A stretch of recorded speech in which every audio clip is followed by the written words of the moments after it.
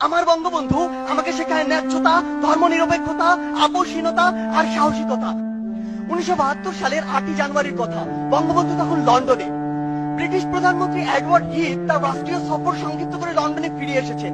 বিকেল 5টায় 10 নম্বর ডাউনিং স্ট্রিটে বঙ্গবন্ধুর সাথে বৈঠক শেষে বঙ্গবন্ধু যখন তার গাড়িতে উঠবেন, ব্রিটিশ প্রধানমন্ত্রী নিজে সে গাড়ির দরজা খুলে দিলেন।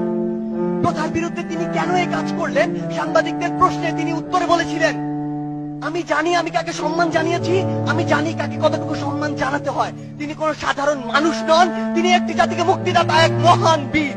তাকে সম্মান জানাতে পেরে বরং আমরা সম্মানিত। একবার ভাবুন তো, যে ব্রিটিশরা আমাদের 200 বছর শাসন ও শোষণ করেছে, সেই ব্রিটিশ প্রধানমন্ত্রী যখন আমার নেতাকে নিয়ে এই সৌজন্যতা দেখায়, এই কথা বলে, তখন আমার বুকটা কতটা প্রশস্ত হয়। আমার বঙ্গবন্ধু আমাকে শেখায় ন্যায্যতা, ধর্মনিরপেক্ষতা, আপোষহীনতা আর সাহসিকতা। তিনি বলেছিলেন, যদি কেউ ন্যায্য কথা বলে আর সংখ্যায় যদি সে একজন হয়, আমরা তার কথা মেনে নেব।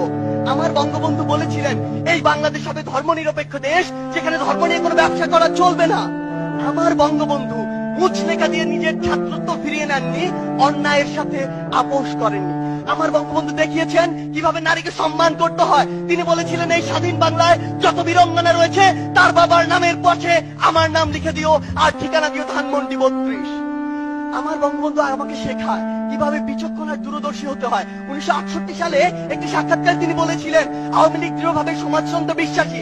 সেই সমাজতন্ত্র যা পৃথিবীর অন্যান্য দেশে রয়েছে তা নয়, বরং সেই সমাজতন্ত্র যে সমাজতন্ত্র এদেশের মাটি, মানুষ আর আবহাওয়া চায়।